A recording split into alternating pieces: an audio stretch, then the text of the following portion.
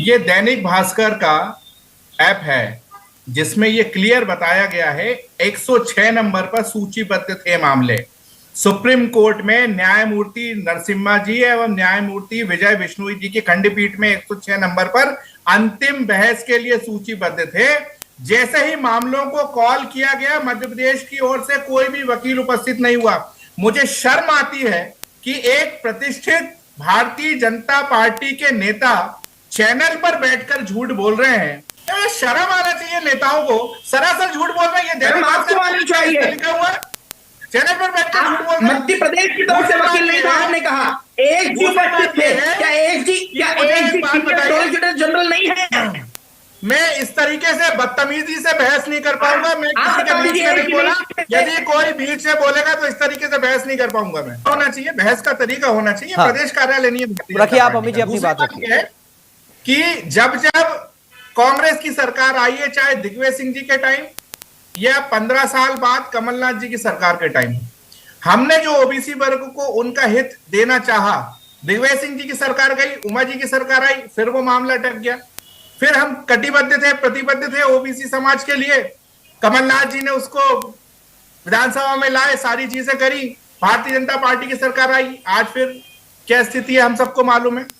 दूसरी बात, कोई पहली बार नहीं फटकारा है कोर्ट ने। ये मामला जब जब कोर्ट में गया है, कहना है कि इस मामले में जब जब सुनवाई हुई है, जब जब पेशी हुई है, तब तब मध्य प्रदेश की भारतीय जनता पार्टी की सरकार को फटकार लगी है। पिछले जब अगस्त में हुई थी तो कोर्ट ने यही कहा था कि आप चाहते ही नहीं है शायद ऐसा हो, आपकी गंभीरता दिखाई नहीं दे रही है। और वो अधिवक्ता जिनके ऊपर सरकार करोड़ों रुपए खर्च करती है, जेट विमान भी भेजती है, यदि उनके ओर से ऐसी गंभीर लापरवाही हो तो ये बहुत ही शर्म का विषय है। मोहन यादव जी भी पिछड़े वर्ग से आते हैं, लेकिन हम समझ सकते हैं कि वो राष्ट्रीय स्वयंसेवक संघ के दबाव में होंगे। वो क्योंकि आरक्षण विरोधी है राष्ट्रीय स्वयंसेवक संघ और भारतीय जनता पार्टी, क्योंकि आरएसएस में तो 100 साल हो गए, किसी भी दलित को वहां मौका नहीं मिला संघ प्रमुख बनने का किसी हमारे आदिवासी को नहीं मिला, किसी पिछड़े वर्ग को कभी संघ प्रमुख बनने का मौका नहीं मिला। तो ये सरकार की मजबूरी है, लेकिन ये बताना चाहिए इसके कारण ओबीसी वर्ग के लाखों लोगों का जो है नुकसान हो रहा है। देश का सबसे बड़ा नंबर 1 जो प्रिंट मीडिया है वो ये खबर चला रहा है, समस्त सोशल मीडिया पर खबर चल रही है, आपके चैनल में भी ये खबर चली है, तमाम चैनलों में खबर चली है, नेताओं से इसमें बाइट ली गई है कि सुप्रीम कोर्ट में ओबीसी वर्ग के जो सीनियर एडवोकेट हैं अनूप चौधरी जी, उन्होंने बाकायदा लिखित में बयान जारी करके कहा है कि मध्य प्रदेश सरकार ने सुप्रीम कोर्ट में सॉलिसिटर जनरल तुषार मेहता समेत 5 अन्य अधिवक्ता नियुक्त करके रखे हैं जिनको करोड़ों रुपए की फीस दी जाती है। वो कोई भारतीय जनता पार्टी अपने घर से फीस नहीं देती है, मुख्यमंत्री जी अपने घर से फीस नहीं देते हैं, वो जनता के टैक्स के पैसों से फीस देते हैं, जिसमें ओबीसी वर्ग भी शामिल है। उसके बावजूद इतनी बड़ी लापरवाही ये बताता है कि सरकार की मंशा नहीं है उस वर्ग को लाभ देने की। आज की बात चलिए छोड़ दीजिए, इसके पहले जब सुनवाई हुई थी तब भी कोर्ट ने फटकार लगाई थी, वो प्रमाण तो सबके सामने है। उससे पहले अगस्त में जब हुआ था तो सरकार के वकीलों ने कहा था कि हमको और लंबे समय की समय सीमा दी जाए, और आज हम 2026 में आ गए।